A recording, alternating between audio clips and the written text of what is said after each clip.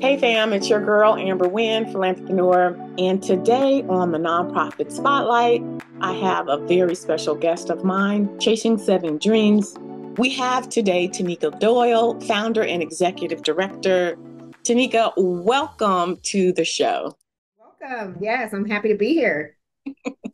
Wonderful. Now, I just have to share, Tanika is one of my favorite nonprofit leaders. I've had the pleasure, the honor of working with her. And so today, Tanika, why don't you just jump in and share with us why you started? So I started Chasing Seven Dreams. We since 2015, 9 years, April 1st. We have been in the nonprofit business. I started the organization just the passion of a parent trying to help their child. You know, my son is 19 now. His name is Elijah. He was diagnosed with autism pretty late in the game at 7 years old. And it was hard for me to find placement for him in the summertime, to be social and blend with other kids and just, enjoy his young life, right? I felt that all kids should experience camps. And when I didn't find it, or if I don't find it, I create it. That's the creative side about me. So I started Chasing Seven Dreams, which is helping individuals with developmental disabilities. We start from helping parents, offering parent workshops from children that are born up until they're 30 years old. So I'll kind of explain the four programs that we offer. But in general, we're all connected to mental health, helping families with disabilities. Our first program is eCamp, which stands for Elijah Kids with All Abilities Making Progress. It's a summer camp, a social rec program that we offer. We have a program called Career Connect, where we help adults at 18 through 30 gain permanent employment or provide volunteer internships, even within our own company. We also have a program called Pamper My Baby. That is a parent workshop where we give out developmental toys and diapers, and we go over the developmental milestones from a child from birth through 5 years old and how a child should be properly developing. We have a speech pathologist, a behavioral therapist, a nutritionist to come in, and we provide on the spot resources that is difficult for parents to access when they are in that wondering or assessment stage of, do my child have a disability? I think I see some delays, and, what do I do? I'm a big part of that program. I'm the parent advocate. I know firsthand, so I attend a lot of our workshops providing that additional parent advocacy. And our last program is STARS, is our newest program. It's a sports program. STARS stands for Simply Training All Recreational Sports. We wanted to incorporate sports in the community, and that ranges from 9 to 26 years old. So it's for kids and it's for adults. Again, I do a lot of things around Elijah. So when he graduated from high school, the love of basketball, I had to create something where he can participate as an adult. A lot of stars, or I'm sorry, basketball, a lot of programs for sports cut off for special needs at 18. I had to bring something to the Inland Empire, to the community, and also something that my son can be part of. He loves basketball. So that sport goes to 26. So yeah, that's all of our programs, so we're trying to give back and do what we can do for the community. The work that you do is amazing, and you've been at it, like you said, how many years now? 9. 9 years. And so you've evolved and you've developed. Talk to us a little bit about some of the challenges that you've experienced along the way. You definitely have to be dedicated. Passion drives everything. I self-funded the organization when I first started because when I received the 501(c)(3), I was like, oh, where do I get my grant? My first donation. And I didn't recognize or realize that you have to build a name for yourself and your community. You have to build the trust of the community, not just funders or businesses, but parents, whoever you are providing service to. So it took a couple of years. So self-funding, website, business cards, the business account, the day-to-day stuff that you need to run a business. But depending on grants, foundational grants, volunteers, because I couldn't afford staff. I didn't have staff. For the first 7 years of the organization. So it was the board members and it was the volunteers putting in time to help run programs. And we only did so many programs, throughout the year, maybe 3 or 4, but we came together. I self-funded, and the smallest grant, Smart and Final, $250. I was jumping up and down screaming, and then we branched out to the Lakers and Southwest, and different pictures you can find on our social media or our website of who have funded Chasing Seven Dreams. So it started there. And then you started seeking out resources and you learned that a nonprofit is a business, that the IRS, expects you to put your infrastructure in a certain way. And it sort of turned the tide for you. Tell us a little bit about your first grant and what you learned about how to get more revenue into the organization. Of course, yeah. Well, first, thank you, Amber Wynn. You played a huge part of that. I was part of a cohort where you and I met, and it was developing me as a leader, as a founder, and helping me build that infrastructure.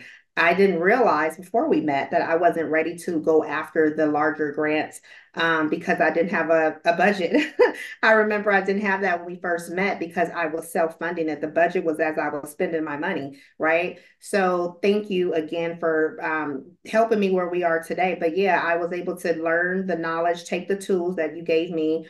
I participated in your course and I took your course and just all of the training that you provided and helping me develop. I applied for an SAE grant, which is DDS, and it was for my Pamper My Baby, and I was awarded first time applying for a program that I had not did. It was a program that they believed in my vision on paper. So I was very fortunate and very blessed. Thank you, God, to get it and have the right people in my path to put me there. And so having that did change everything around. I was able to get an office, I was able to get staff, and I was able to have that flow of income to ease the load where I didn't have to self-fund or chase down a lot of different grants that you're not guaranteed to get and that you're dependent on to run your business. Your first huge grant was over $100,000. It was over 100,000, almost 150. What have you learned as a result of, because it wasn't a foundation grant, it's DDS, it's a government grant. So tell us a little bit about the challenges of getting a government grant, because here's the thing. Government grants tend to be larger than foundational grants and they tend to be multiple years. But share with our audience some of the challenges of getting these grants because, yeah, they look good. It sounds good. Like, you sound real good. I got this 100 and something. Now people are like, ooh, I want to do it. But I also want other founders and executive directors to know that you have to put some things in place to make sure that you can continue to fund your organization. So can you share with us just a little bit of the challenges that you do have?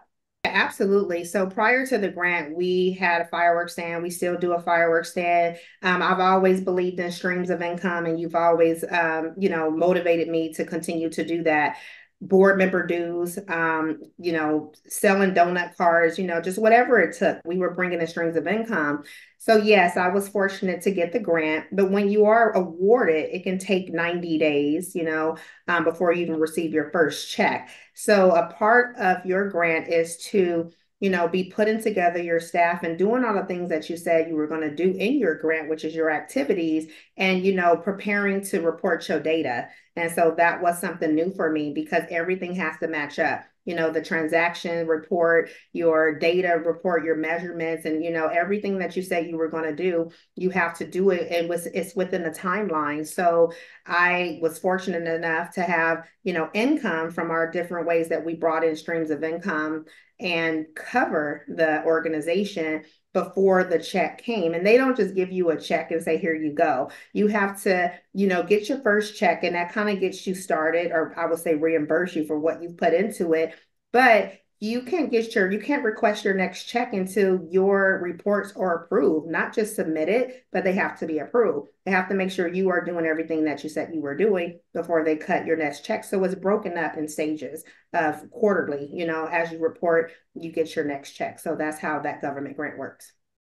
Yes, you get this check. Yes, it's a significant amount of money, but it is on a reimbursement basis. So if you're solely dependent on, grants and you're not having extra unrestricted funds to get you through those times before that check comes through, you are going to put your organization in a very challenging place. And here's the other thing, and Tenika knows this because in her community, this population, they have limited resources, and so they were banging on her doors saying, "Oh, Tenika, we want you in 21 different regional centers." And I'm like, "Whoa, whoa, whoa, whoa, whoa." Let's take our time, learn what the kinks are. Could you imagine, Tenika, if you had accepted that proposal to be in 21 different, regional centers, where you would be right now?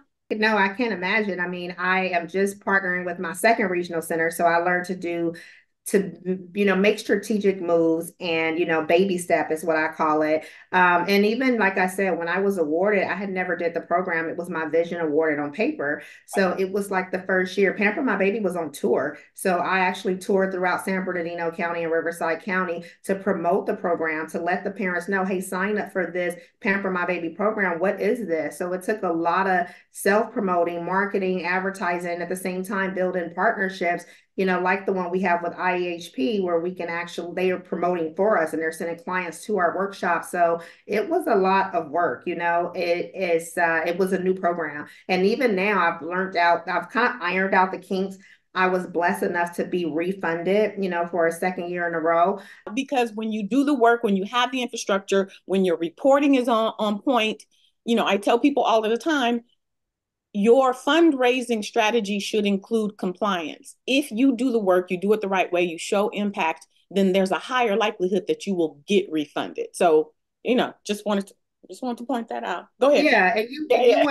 want to be careful with, making sure you are prepared to, kind of cover everything, because it was times where I was like, wow, I didn't know this check was going to take 90 days or 120 days. And you don't want to ever complain to a funder that, I don't have no money. What am I going to do? I can't run my program, because you can lessen your chance of getting refunded, because then you're risky, and so you have to show any funder that, regardless, we're going to do this program. You may have to cut back on some activities or kind of make a few little changes here and there. Instead of me starting off with 3 or 4 employees, maybe I started off with one, to cover what I could. And then, it kind of got the ball rolling. So you want to make sure you can cover, and you want to make sure that you don't get upset with whoever your funds are being, coming from, because you want to show them stability, Yep. regardless. That's the key, stability, and that, this program is worth funding, and it's gonna go regardless, with or without their funds. Well, I'm so proud of you, Tenika.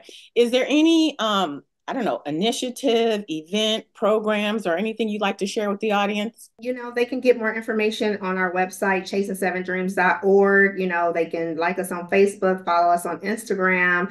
Everything is there. Everything is social media driven. We have our next fundraiser coming up in July, which is our fireworks stand and our summer camp. And next year will be 10 years.